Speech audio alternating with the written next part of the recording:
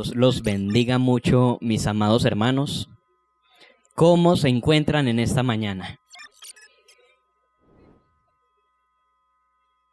Me alegra mucho que digan bendecidos. ¿Cuántos están hoy para aprender aquí? ¿Cuántos están a la expectativa? ¿A cuántos los obligaron?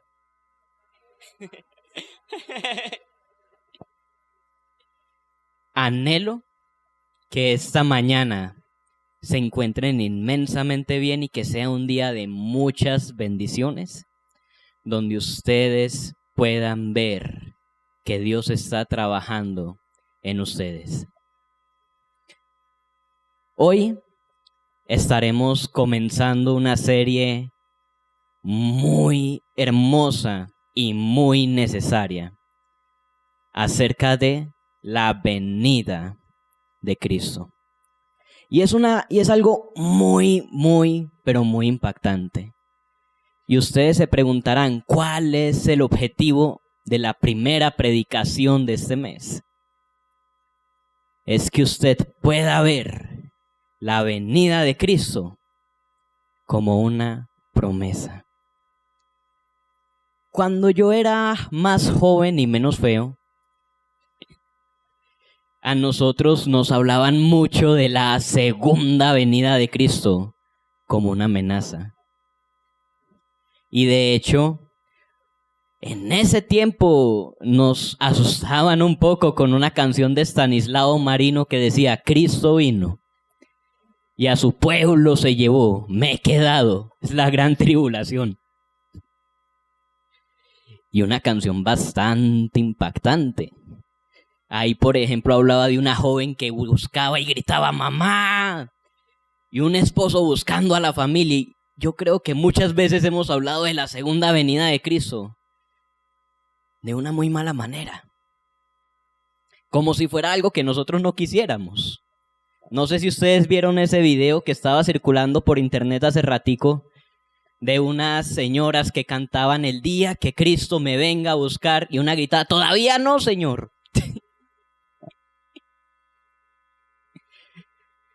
Hoy en día a nosotros todavía nos da miedo esto. Sin embargo, ¿será que es algo a lo que le debemos tener temor? ¿O cómo lo podemos ver? Hoy quiero convencerlos a ustedes, mis amados, de que esta segunda venida de Cristo es una promesa que nos debe llevar a nosotros a tener esperanza y ánimo. Y para esto, quiero que por favor abran o enciendan sus Biblias en la primera carta a los Tesalonicenses, capítulo 4, versículos del 13 en adelante.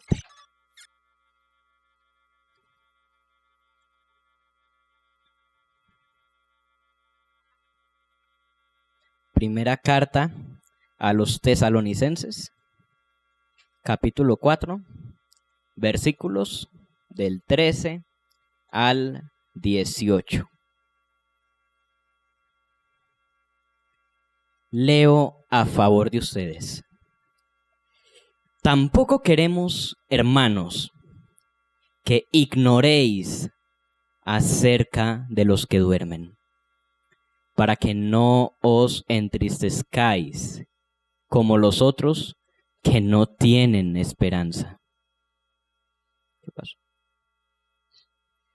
Porque si creemos que Jesús murió y resucitó, así también traerá Dios con Jesús a los que durmieron en él. Por lo cual os decimos esto en palabra del Señor, que nosotros, los que vivimos, que habremos quedado hasta la venida del Señor, no precederemos a los que durmieron. Porque el Señor mismo, con voz de mando, con voz de arcángel y con trompeta de Dios, descenderá del cielo, y los muertos en Cristo resucitarán primero.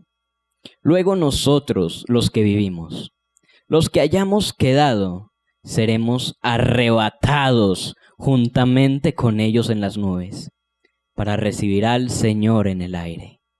Y así estaremos siempre con el Señor.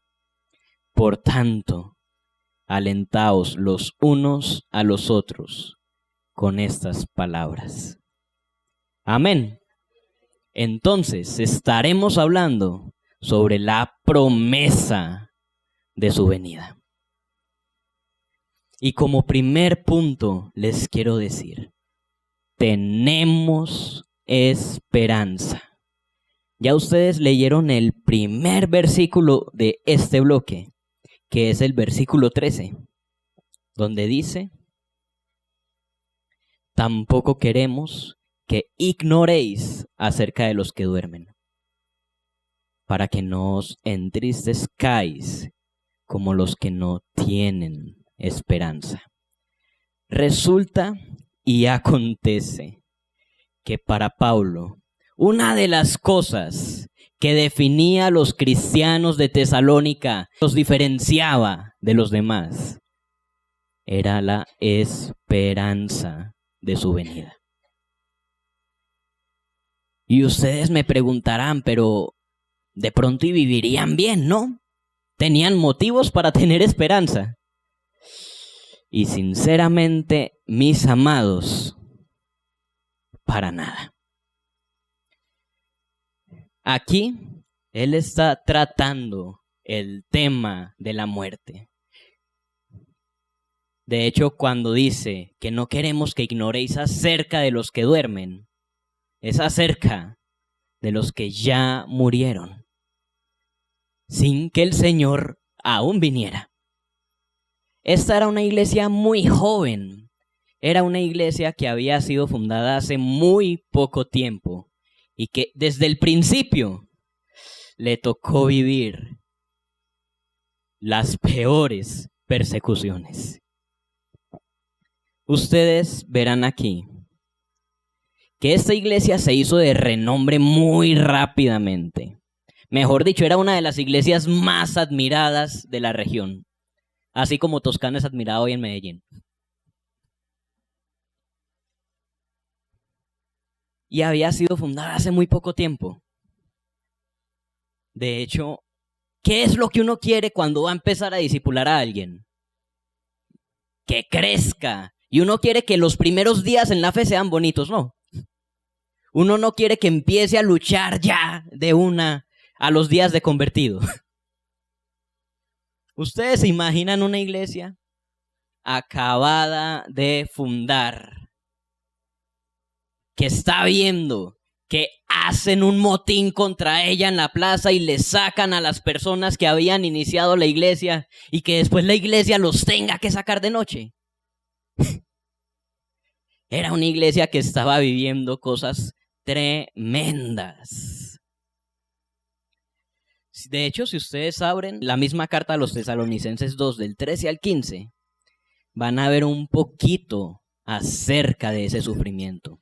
Pues dice: pues vosotros, hermanos, vinisteis a ser imitadores de las iglesias de Dios en Cristo Jesús que están en Judea, porque también vosotros padecisteis los mismos sufrimientos a manos de vuestros propios compatriotas, tal como ellos padecieron a manos de los judíos, los cuales mataron tanto al Señor como a los profetas, y no se expulsaron y no agradan a Dios, sino que son contrarios a todos los hombres.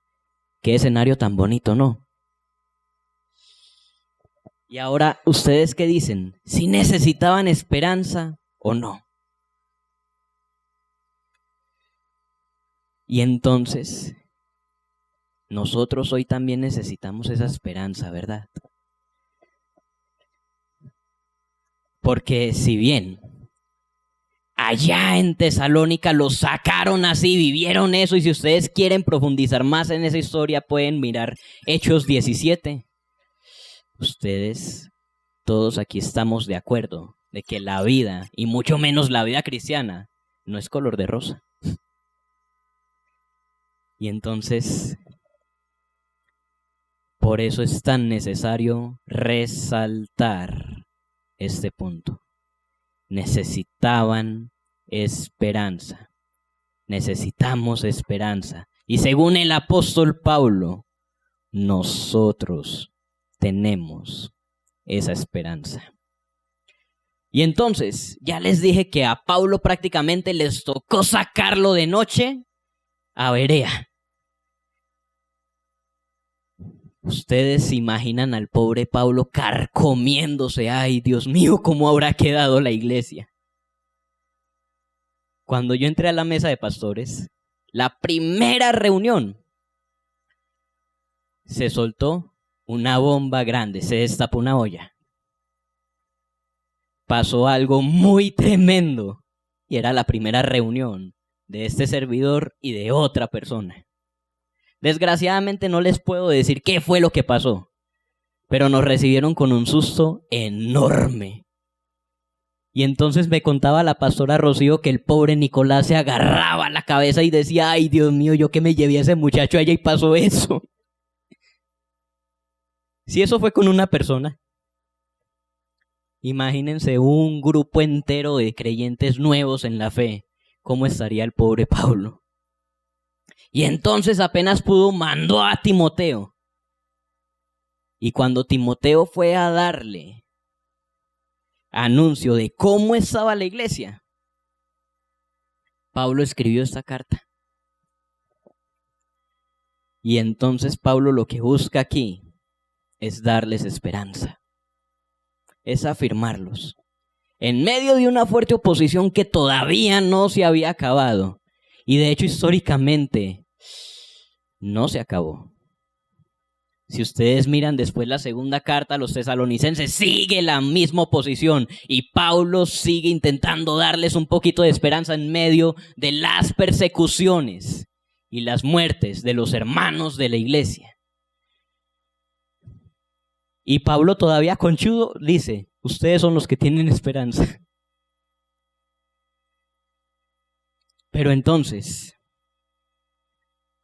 ¿en dónde estaba fundamentada esa esperanza? Porque resulta y acontece que la gente moría. Y ellos esperaban que el Señor viniera antes de que ellos murieran. Y todavía hoy, ¿cuántos muertos no tuvimos los últimos 3 o 4 años por lo del COVID? ¿Cuántas personas de nuestra iglesia no se han ido? ¿A cuántas familias hemos tenido que consolar? ¿Cómo vamos nosotros a darles esperanza? Y otra vez, ¿esperanza en qué? Y la respuesta de Pablo es esperanza en la promesa de que Jesús viene otra vez. Y para esto necesitamos ir a los versículos siguientes. Si ustedes siguen leyendo versículos del 14 en adelante, van a encontrar los motivos de esa esperanza. Y entonces nuestro segundo punto es, tenemos la promesa. El primer punto era, tenemos esperanza. Este segundo punto es, tenemos la promesa. Y quiero que se fijen de momento en el versículo 14, donde dice, porque si creemos que Jesús murió y resucitó, así también traerá Dios con Jesús a los que durmieron con él. Esta es la promesa para el cristiano. Miren que comienza con una pequeña declaración de fe. Esto es lo que cada uno de nosotros debe creer. Aquí es donde nosotros vamos a evaluar si de verdad lo creemos. Miren cómo comienza. Si creemos que Jesús murió y resucitó. Hoy en día muchas personas dudan de Jesús. Dudan de si Jesús vino aquí. Pero usted y yo tenemos la firme convicción de que Él vino, ¿verdad? Muchos dudan que Él sea Dios, pero nosotros tenemos la firme convicción de que Él es Dios, ¿verdad? Muchas otras personas van a acercarse a ustedes y les van a decir, no, pero es que Él no murió de verdad. Sin embargo, tenemos las pruebas suficientes para afirmar que la muerte de Jesús fue verdadera y horrenda. Y otras muchas personas van a dudar acerca de si Él de verdad resucitó. Mi amado, ¿usted cree que Él de verdad resucitó? Debemos creerlo porque esto es parte de la columna vertebral de nuestra fe. Sin embargo, ¿cuál es la duda que yo les quiero presentar hoy? Es algo muy simple, que muchas personas van a afirmar a lo largo de su vida, y es, ¿será que eso no tiene nada que ver conmigo? Cuando ustedes se ponen a estudiar relatos antiguos, ustedes van a ver que dioses y semidioses en las mitologías resucitaban normal. Se levantaban de alguna manera, volvían del Hades o de la muerte. Y eso no le importaba a la humanidad. Incluso en una de las muchas cartas antiguas hay alguien que dice, sí, pues ellos vuelven, allá ellos, nosotros morimos normal. Y muchas personas hoy dicen, allá Él resucitó. ¿Qué significa eso para mí? Y aquí Pablo está diciendo que si creemos que Jesús murió y resucitó, así también Dios traerá con Jesús a los que durmieron en Él. Es decir, la resurrección de Jesús tiene todo que ver con nosotros. Y entonces, así respondería Pablo a esa duda. La resurrección de Jesús tiene todo que ver con nosotros. La resurrección de Jesús nos tiene que afectar. La resurrección de Jesús nos tiene que dar esta esperanza de que si Él murió y nosotros somos de Él, nosotros vamos a resucitar también. Y lo quiero repetir, mis amados, que quede muy claro en nosotros. La resurrección de Jesús tiene todo que ver con nosotros. Y esto es una promesa. Porque en su segunda venida entonces, según Pablo aquí, vendrán aquellos que durmieron en Él. Y entonces tenemos que desarrollar muy bien esta idea. Y Pablo lo hace de una manera excelente en este capítulo. Porque en este texto nosotros tenemos el modo en que eso se desarrollará. El versículo 15, por lo cual os decimos esto en palabra del Señor. Que nosotros que vivimos, que habremos quedado hasta la venida del Señor, no precederemos a los que durmieron. La pregunta de los discípulos de Tesalónica, ¿cuál era? ¿Qué hacemos nosotros? El Señor no ha venido y ellos ya se murieron. Estamos muriendo ya y el Señor no ha venido. ¿Qué vamos a hacer? ¿Cuál es nuestra esperanza? Y entonces Pablo dice, es que los que estamos acá no los vamos a preceder. Y versículo 16, porque el Señor mismo, con voz de mando, con voz de arcángel y con trompeta de Dios, descenderá del cielo. Y los muertos en Cristo resucitarán primero. ¡Qué belleza eso!, ¿verdad? Y miren cómo se da de dramático este encuentro con el Señor. Ni siquiera dice que el que va a venir primero va a ser un ángel, como muchas personas les van a decir a ustedes, sobre todo los que tocan los sábados por la mañana. Se trata de el Señor mismo. El Señor a quien sirvieron y por el que sufrieron los tesalonicenses. El Señor al que usted y yo servimos.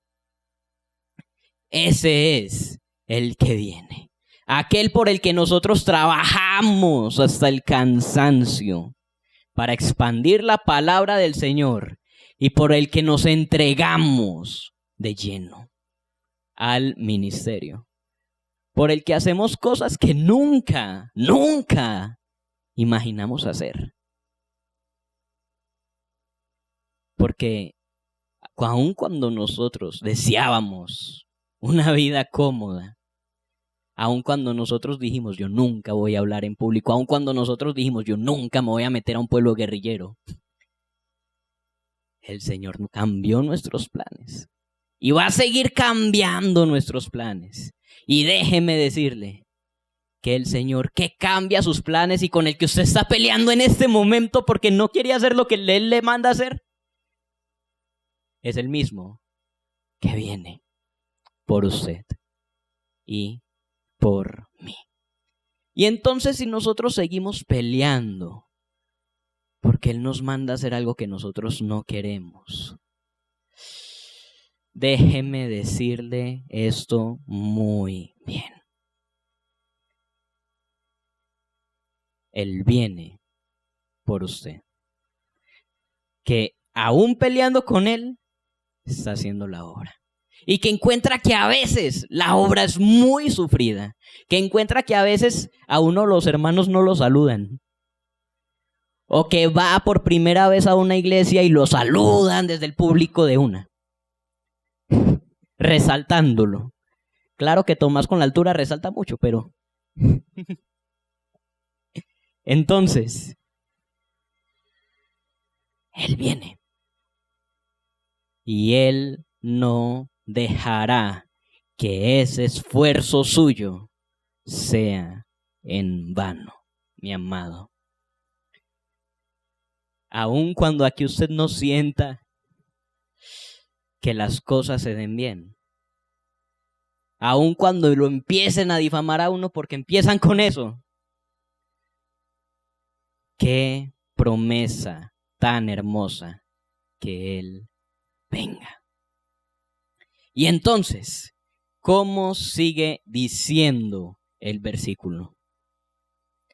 Sigue diciendo, y los muertos en Cristo resucitarán primero. No sé quién de ustedes alguna vez ha lamentado una muerte injusta por causa de servir al Señor. En nuestros pueblos ha pasado mucho que algunas personas comienzan a predicar acerca del Señor, del Dios de paz, en lugares de guerra, llenos de personas que solamente están allí para sus negocios ilícitos y para matar. Y allí se nos mueren muchos. Colombia siempre ha lamentado la muerte de sus líderes sociales. Muchos de estos líderes sociales han sido creyentes, que creen que pueden hacer una pequeña diferencia. Según este texto, mis amados, ¿será que murieron en vano? Para nada. Porque aquí está diciendo, ellos son los que resucitarán primero.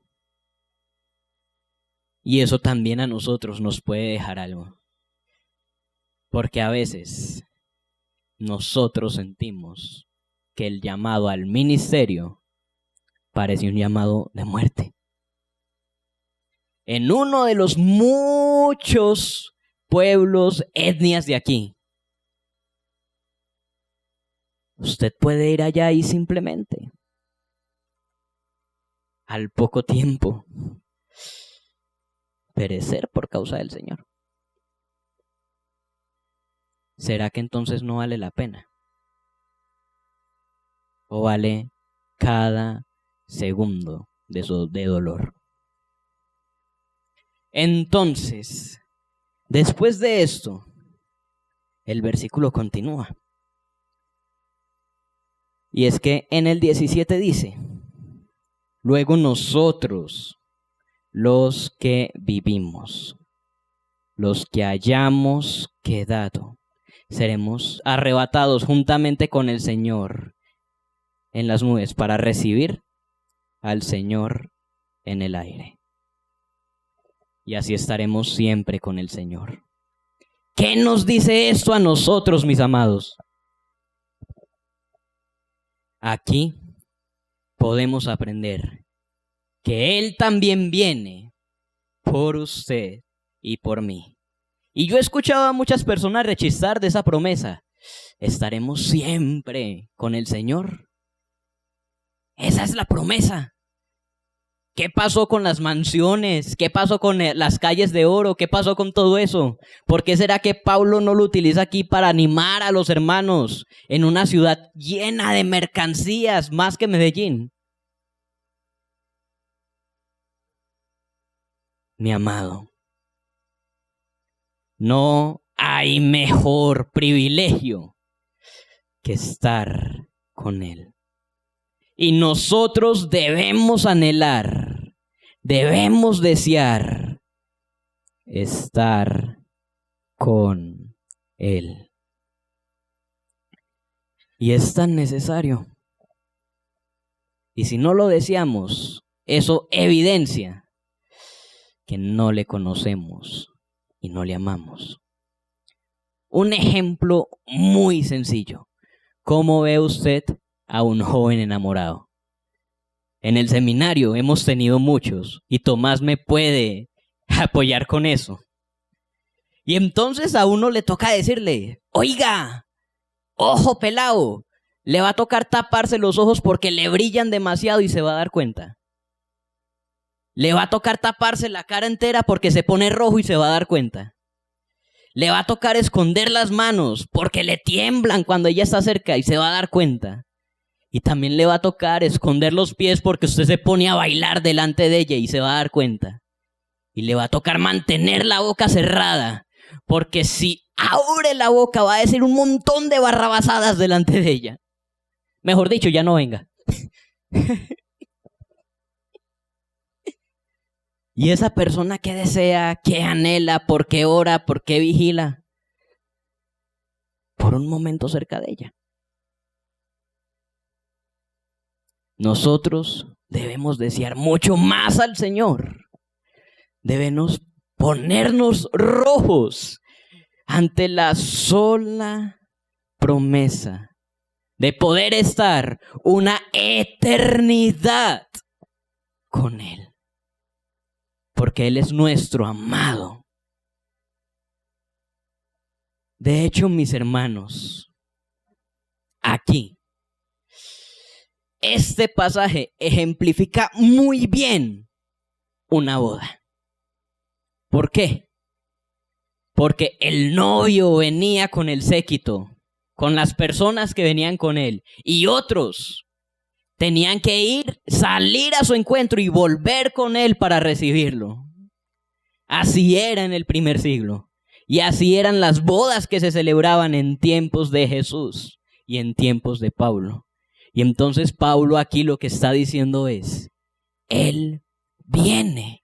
Los muertos en Cristo serán su séquito y ellos vendrán y nosotros seremos arrebatados para recibirlo. Esa es una escena de una boda. Y por eso nosotros debemos anhelar esa boda. Debemos desear y orar esta promesa tan hermosa de estar siempre con el Señor. Y usted de pronto me preguntará, oiga, Haider, pues yo sí podré estar con el Señor siempre si yo no soy capaz de orar una hora.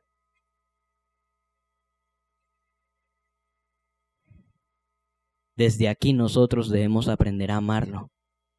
Debemos aprender a disfrutarlo porque desgraciadamente muchas veces nosotros desde los púlpitos decimos que todas las disciplinas espirituales son meramente listas de chequeo que nosotros tenemos que llenar diariamente, cuando se trata más bien de un momento en el que usted se está acercando a la persona amada con el que se va a poder quedar hablando horas y horas y horas,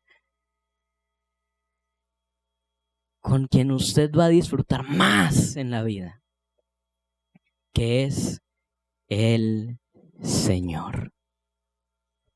Amén. Yo siento que se están durmiendo. Ahora quiero pasar al último versículo de este bloque, que a ustedes les parecerá un poco curioso. Hace 10 años a mí me hubiera parecido muy raro, porque dice, por tanto, alentaos los unos a los otros con estas palabras. A mí que me criaron o que me enseñaron, la segunda venida del Señor como algo a lo que hay que tenerle miedo. ¿Ustedes imaginan que a uno le digan que con estas palabras uno se tiene que dar aliento? Uno se tiene que animar. Y les admito que yo casi dejo este versículo por fuera. Y es tan importante. Leámoslo otra vez. 1 de Tesalonicenses 4:18. Por tanto, alentaos los unos a los otros con estas palabras. Yo les pregunto, mis amados, ¿qué es alentar? Dar ánimo, dar consuelo, dar un poquito de fuerza. Decirle, oiga, párese que estamos a mitad de camino. Despertar al hermano que se nos durmió al lado. Eso es dar ánimo. Y entonces, aquí podemos sacar varias cosas. Y lo primero que yo les quiero decir, mis amados, es que nosotros no nos podemos alentar solos. ¿Cuántos de ustedes conocen a alguien que cuando está pasando por un momento duro, no recuerda la promesa y se aísla de todo el mundo y deja de contestar mensajes, deja de llamar, ya no recibe llamadas, está aislado de todo y de todos? Yo creo que todos conocemos al menos a uno, ¿verdad? ¿Será que alguno de nosotros somos así? Porque según este pasaje, el aliento no nos lo damos nosotros solos. Y es imposible que nosotros solos podamos darnos fuerzas para continuar en un momento de debilidad. A los mismos Pablo y Silas, ellos no se sacaron solos, a ellos los sacaron de Tesalónica a la fuerza. Porque si no, muy probablemente hubiéramos tenido apóstoles muertos ahí. Ahora ustedes se imaginan lo que puede pasar cuando uno de esos hermanos, de esa iglesia que estaba sufriendo estas cosas, se alejaba de todos y vivía en soledad. Pablo aquí les dice, se deben animar unos a otros. ¿Y qué debemos hacer nosotros? Lo primero es no aislarnos. Ustedes se imaginan si alguno de nosotros en este momento se alejara de todos. ¿Qué pasa? En un momento de debilidad, en un momento de dolor, se queda ahí.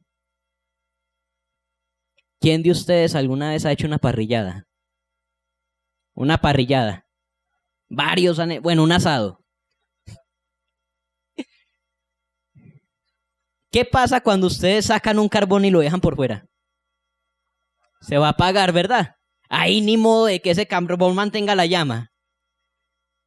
Tiene que ser un carbón muy especial. Pero ¿qué pasa cuando ustedes vuelven a poner ese carbón con los otros encendidos? Se vuelve a encender, la llama queda más grande y queda mejor la carne. ¿Qué pasa cuando nosotros nos alejamos de la comunidad? Somos como ese carbón, ¿verdad? Nos vamos apagando y apagando y apagando y terminamos fríos. Pero si volvemos, si nos permitimos, si nos dejamos acoger de la comunidad, si empezamos a saludar aunque sea un poquito a los hermanos, si por fin aceptamos los abrazos y no nos vamos antes de que termine el culto para que no nos toque abrazo, para que no nos toque socializar, podemos encendernos otra vez, poco a poco. Y entonces, lo segundo que les quiero decir de este último punto, que por cierto se llama nos tenemos unos a otros, es mientras el Señor viene, debemos recordarle a nuestro hermano la promesa de su venida. Y debemos buscar que nuestros hermanos nos recuerden la promesa de su venida. ¿Cómo dijeron que se tenían que saludar hoy? Maranata. Una vez llegamos saludándonos así en una iglesia y un hermanito nuevísimo dijo, no. Ustedes están hablando de las maracas.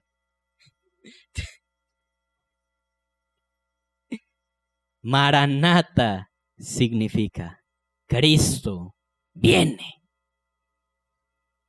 Y es un anhelo. Y es una promesa. Y nosotros debemos recordárselo a nuestros hermanos.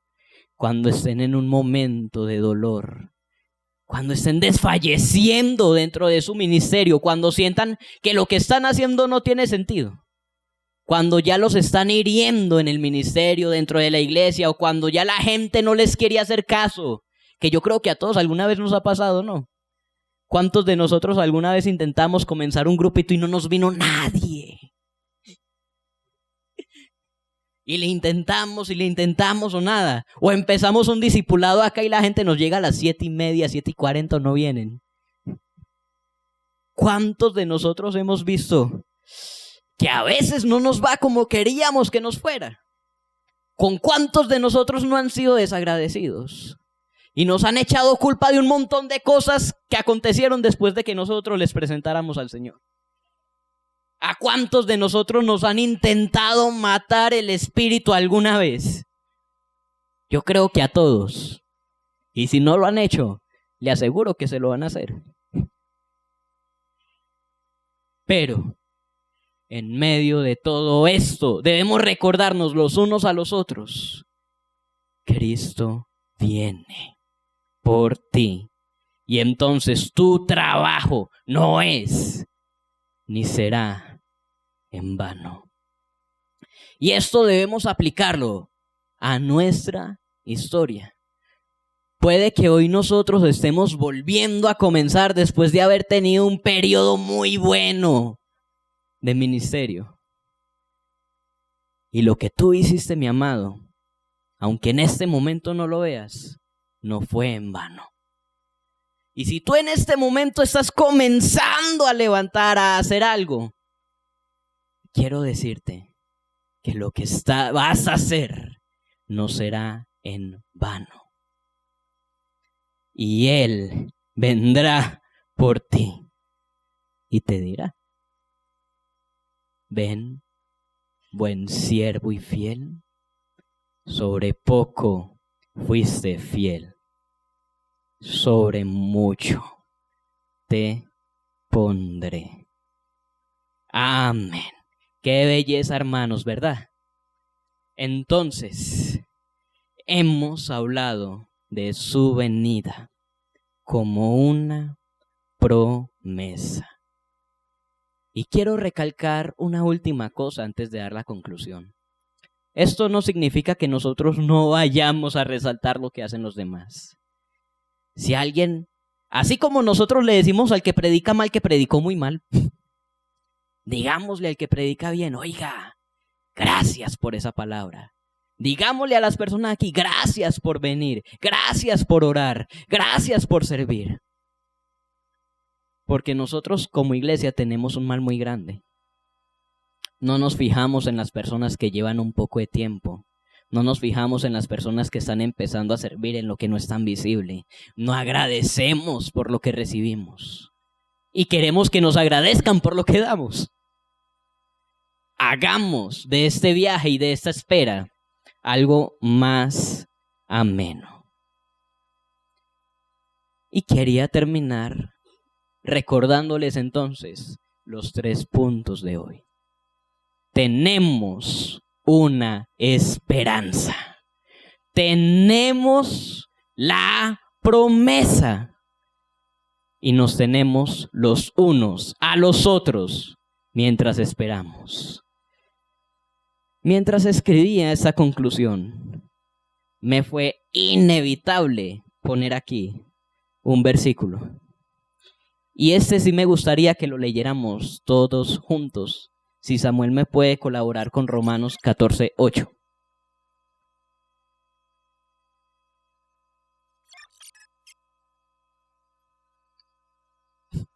Ya casi. 14:8.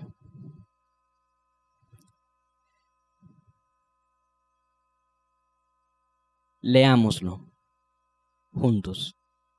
Y dice: pues si vivimos, para el Señor vivimos, y si morimos, para el Señor morimos. Así pues, sea que vivamos o que muramos, del Señor somos.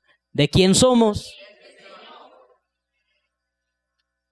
Y si somos de Él, y Él viene, Él no nos dejará solos. No se olvidará de nosotros. Entonces, nuevamente, busquémoslo a Él y agradezcamos su promesa. Y anhelemos su venida.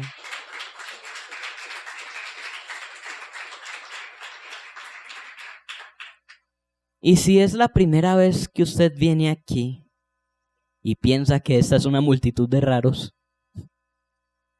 déjeme invitarlo a conocerlo. Déjeme invitarlo a tener una relación profunda con Él. Déjeme invitarlo a conocer aquí a sus hermanos que le pueden dar fuerzas, apoyo, compañía, un café bien rico en la cafeteca que los puede ayudar. Y aquí estamos para usted. Entonces, vamos a orar para terminar. Soberano Dios, Padre Santo y Celestial, te damos gracias por tu gracia. te damos gracias por tu venida. Te damos gracias porque estás con nosotros, porque anhelas estar con nosotros y porque nos enamoras de ti. Te damos gracias, Señor, porque nos tienes hoy reunidos para buscarte y para amarte. Y te rogamos que estés con nosotros hasta el fin. Danos fuerzas, Señor, cuando no las tengamos, y permítenos esa compañía cuando nos haga falta. Y permítenos también ser aquellos que den fuerza a sus hermanos, dando a conocer la promesa de tu venida. En el nombre de Jesús te damos gracias. Amén. Amén.